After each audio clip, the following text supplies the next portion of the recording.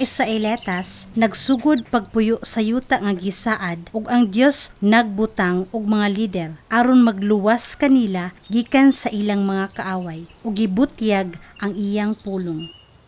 Apan ang mga tawo nagpakiluoy nga hatagan silag hari sama sa ubang nasod. Kini nga istorya nagsugod sa panahon sa unang hari sa Israel. Samuel, panghupaw ba kana? Dili, naay abog akong ilong.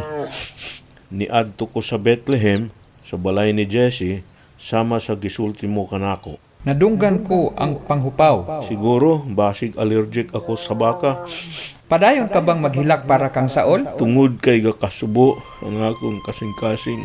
Ang imong kasing-kasing gakasubo, samtang ang kasing-kasing ni Saul migahi sama sa bato. Nganong migahi man siya, si Saul imong gipili. Dayon gisultihan mo ako, dihugan siya, ingong hari. Gipasidunggan, taas iyang barug ug kusgan siya. Ang iyang kasing-kasing Samuel, nakita ko masinupakon ang iyang kasing-kasing, mao gisalikway ko siya. Ug karon gipadala mo ako aron dihugan laing hari. Nga naay laing kasing-kasing,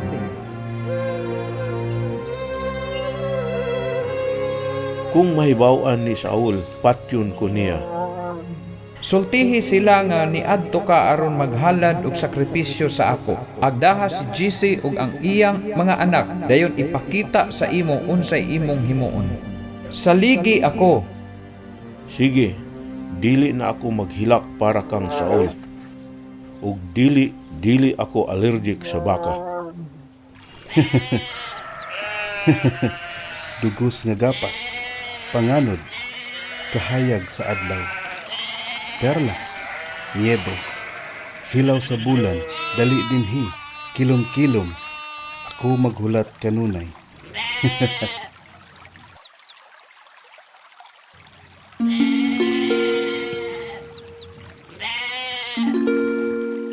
Ang Ginoo ang akong magbalantay, naatanan akong gikinahanglan. Iya akong gipapahulay sa berde nga sibsibanan. Ug iya akong gidala sa malinaw nga sapa.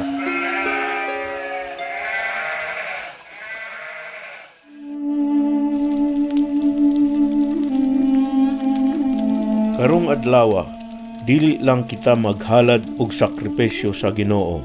Jesse, ang Dios nagpili sa usa sa imong mga anak nga mahimong bag-ong hari sa Israel.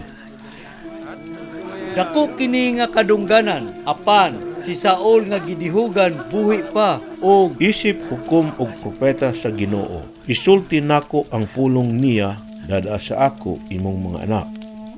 Eliab. Taas siya og gwapo, sigurado siya na. Samuel, gatan-aw ka kung unsay makita sa imong mga mata, apan ako sa kasing-kasing. Siya, dili siya ang akong gipili. Abinadab. Wala usab siya pilia sa Ginoo. Shama. Dili.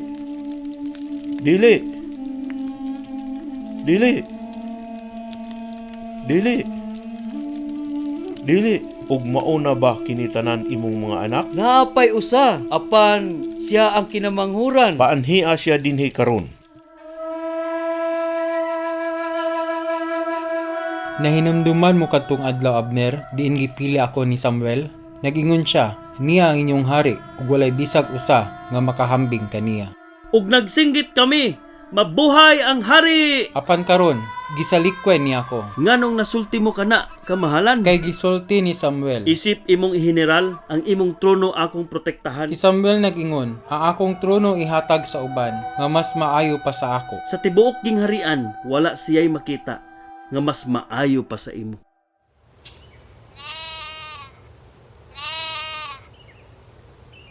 Papa, Samuel, si David ang kinamanghuran kong anak nga kaabot na.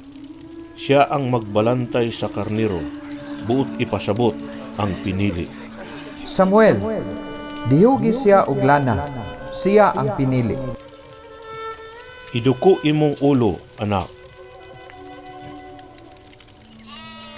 Ang Ginoo nagpili sa imo, isip hari sa Israel.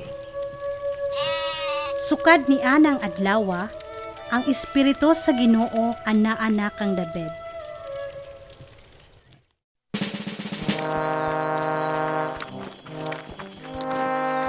Nang labay ang mga adlaw, ug bisan pa ang Dios mibiya na kang Saul, padayon siya sa paghari sa Israel. Si Saul maayo nga manggugubat, mao nga gibutang sa mga tawo ang ilang paglaom nga iyang daugon ang mga Pilistihanon. Ni anak kita, kilom-kilom, kinahanglan pangitaon nato akong mga igsuon. Mga manok! Unsay nahitabo dinhi?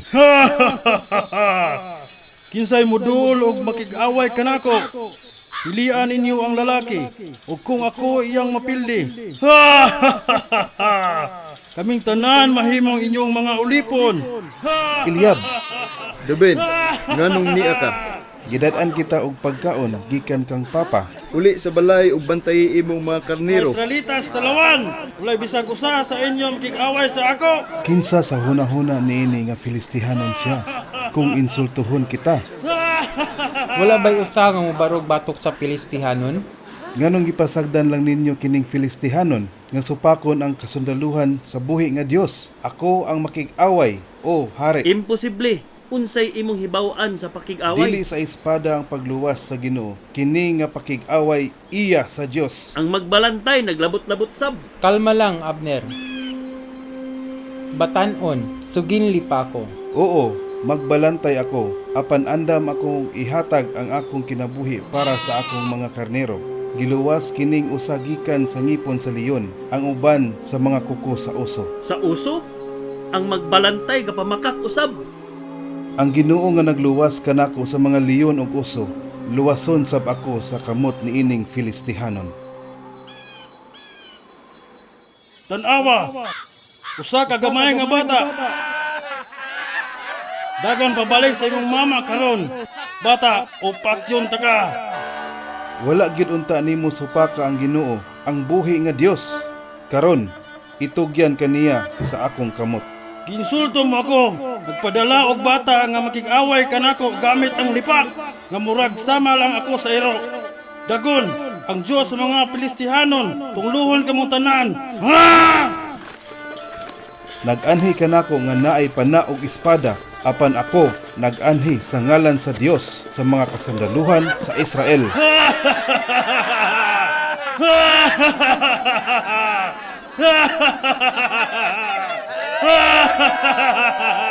Tanan dinhi makahibalo nga ang Dios mao ang gahatag sa kadaugan. Ipakaon ko sa mga langgam ang patay mong lawas.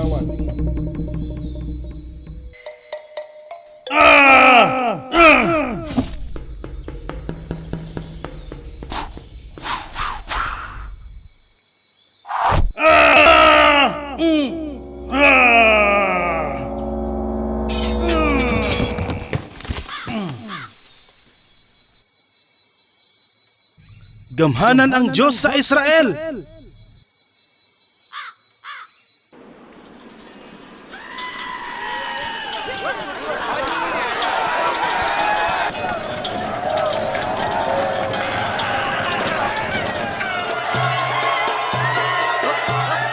Si Saul nakapatay og linibo. Si Saul nakapatay og linibo. Apan si David nakapatay og 10,000. Gidayeg nila si David na pulo kapilo kaysa ako. Kung sa pa'y nabilin kung dili ihatag nila sa iya ang akong trono. Pagkahuman ni adtong adlawa, gisigurado ni Saul nga duol si David. Gihimo niya siyang sinaligan bisag kanus-a nga siya makig-away batok sa mga Pilistihanon. Si David gauli nga madaugon.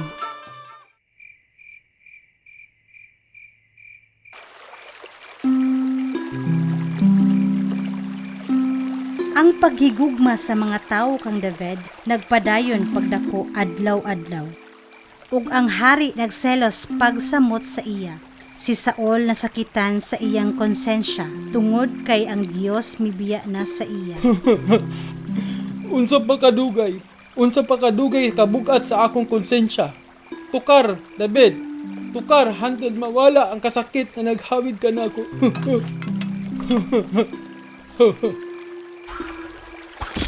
Akong hari, Patyon ko ikaw, David.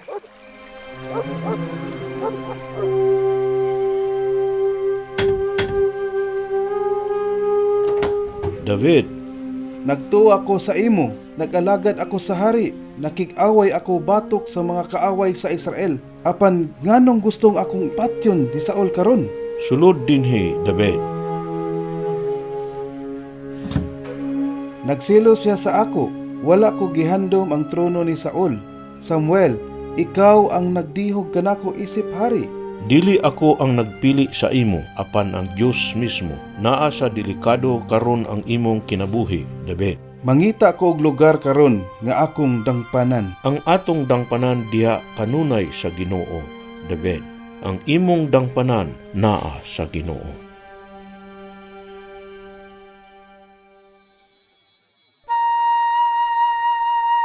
Akong hari, na ako'y balita sa imo. Nadakpan na nila siya. Wala pa. Apan tuwa siya sa disyerto sa Engadi, duol sa kabatuhan sa mga ihalas nga kanding.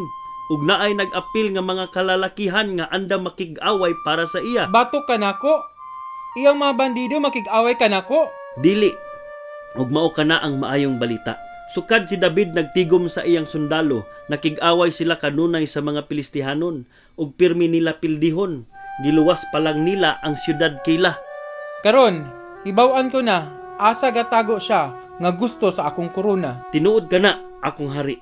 Og samtang si David padayon nga gadaugon ang kasing-kasing sa mga katawhan, unsa imong gahimuon, Abner? Andami ko og 3 ka batalyon sa pinakamaayong manggugubat. Ako mismo ang mangita sa tanan ng mga kuweba sa Juda.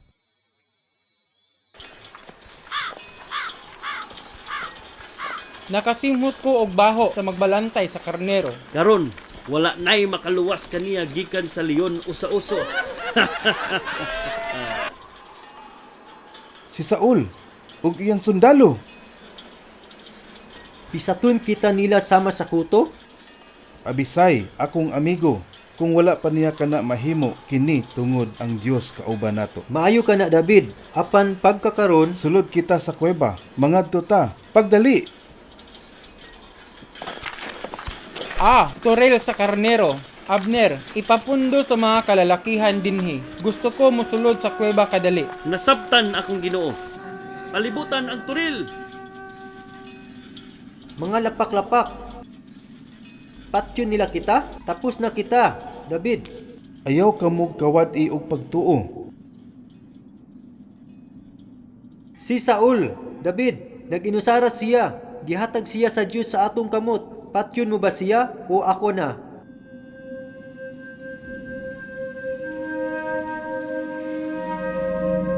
Muabot na ang katapusan ni Saul.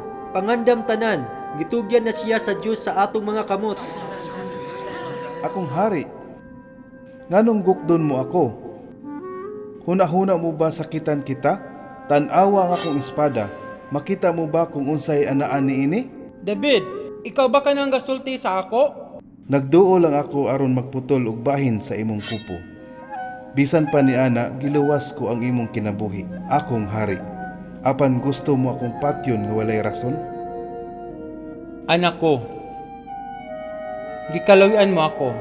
Bisan pag nag-ani ako aron pasakitan ka, gipasaylo mo ang kinabuhi sa imong kaaway. Ang Ginoo nagluwas kanako gikan sa akong mga kaaway. Dili ko gayud ibayaw ang akong kamot batok sa imo. Sama sa usa ka hari ang imong pagsulti. Sigurado ako, gitagana ikaw para niini.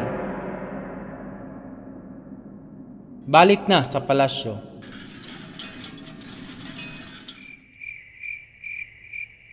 Bisan humana ang engkwentro kang David sa kuweba, ang kasuko ni Saul gapadayon pagihapon sa kasing-kasing niya. Dili hulga si David kanimo, akong hari. Sama lang siya sa pulgas nga nagalukso-lukso sa bukid. Pulgas, ingon nimo, kung pulgas lang siya, nganong wala pa ninyo madugmok siya.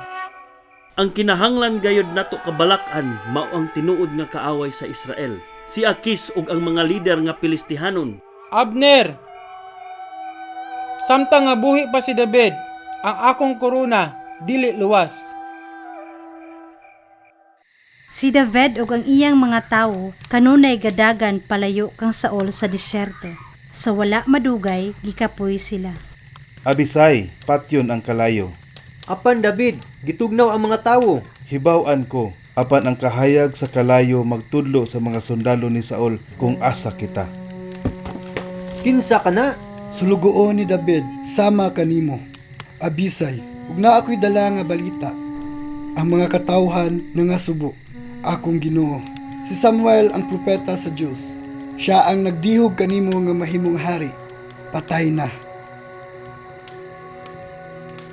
Si Samuel namatay nga wala makita ang pagkatuman sa iyang gisulti. Ikaw David, ang wala mutuman sa pulong sa Diyos nga gihatag sa propeta. Si Saul nagpadayon nga hari sa Israel. Pila ka mga panahon gihatag siya sa Diyos sa imong kamot apan imo siyang gibuhian. Sa ngalan sa Diyos nga nagsulti kang Samuel, ang Diyos tumanon niya ang iyang pulong. Karon nga si Samuel patay na, siguradong patyon ka Jud ni Saul. Dili kung layo ako gikan niining dapita. Dili nako masabtan. Unsay ibuot nimong ipasabot? Manglakaw ta, Abisay.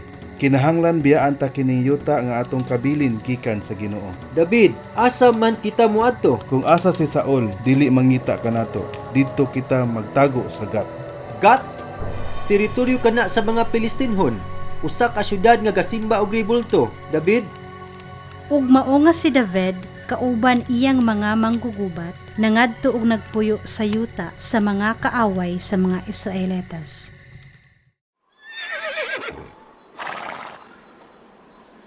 Si David nagsurrender na, Abner. Dili ko na siya pangitaon. Dili dito sa lugar sa atong mga kaaway, ang mga Pilistihanon. Ihatag ko kanimo ang imong kagawasan. David, kinsa may mutuo niini? Gipalaya sa Israel ang iyang mga kutob ug ang imong korona luwas. Si Akesh malipayon nga midawat kang David, nga kung maabot gikan sa gera, pirmi na ay dala nga mga inagaw sa gera. Ang hari sa Pilistihanon nagtuo nga si David ug iyang mga sundalo sulungon ang lugar sa Israel. Apan ang tinuod, wala sila muundang sa pakig-away sa mga kontra sa Israel. David, ang imong espada lawom ang mga samad. Naluoy ako sa imong mga kaaway. Dili akong espada kung dili sa Dios. Siya ang nagpadaog kanako batok sa akong mga kaaway. Kaming mga Pilistihanon, hibaw-an na namo kung kinsay simbahon. David, basta dad-an mo ako og bulawan o pilak, wala ko'y labot sa imong Dios o sa imong pagtuo. Ay oo, na ako'y ibalita sa imo. Nagpahayag pa lamang girab patok kang Saul. Iandam ang imong kaugalingon ug imong katawhan sa pagdugmok sa Israel. Makita mo kung unsay himuon sa imong alagad. unsa na, David? Si Saul ug ang iyang mga kasundaluhan maisog nga nag-andam sa pakig-away batok sa mga Pilistihanon. Apan may kahadlok si Saul. Padayon nga nabatian niya nga ang presensya sa Dios nagpalayo sa iya. Nganong dili ka katubag sa ako? Ako ba mugawas og makig-away sa mga Pilistihanon? Kinahanglan ko ang tubag.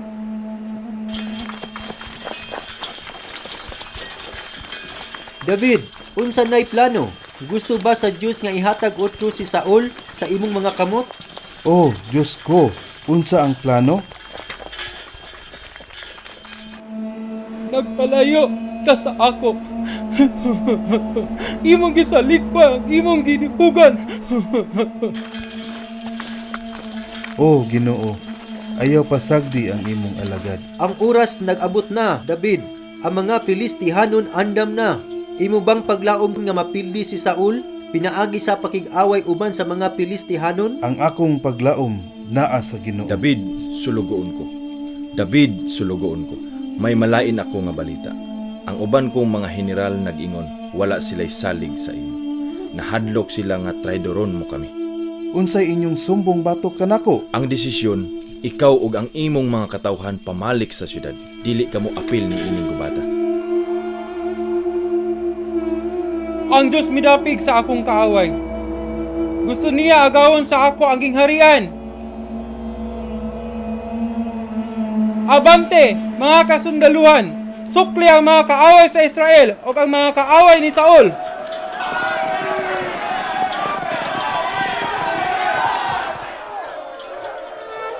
Ang mga Filistihhanon mabangis nga nakipag-away batok sa mga Israelitas ug daghan ang ilang gipamatay. Daghan usab ang napugos nga mangdagan.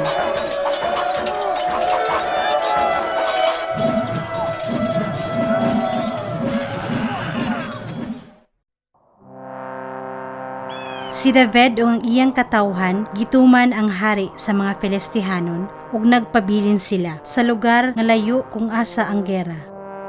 David, nahibaw-an mo nga korona sa Israel madaog sa niana nga gera.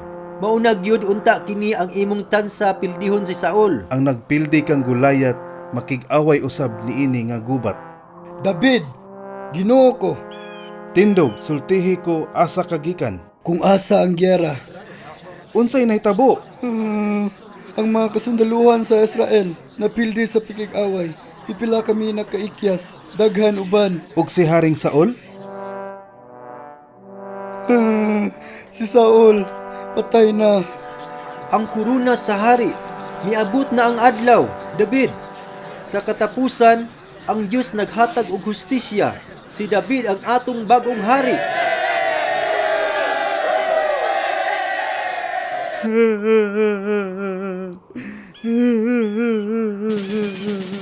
O Israel! Tanawa kung unsa pagkahulog ang maisog.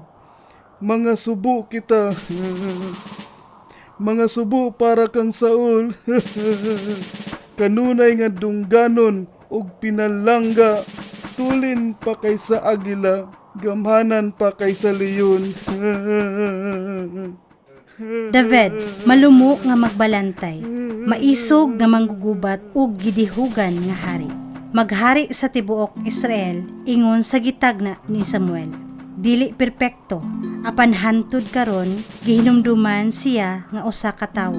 Nabuhi sunod sa kasing-kasing sa Dios. O Diyos,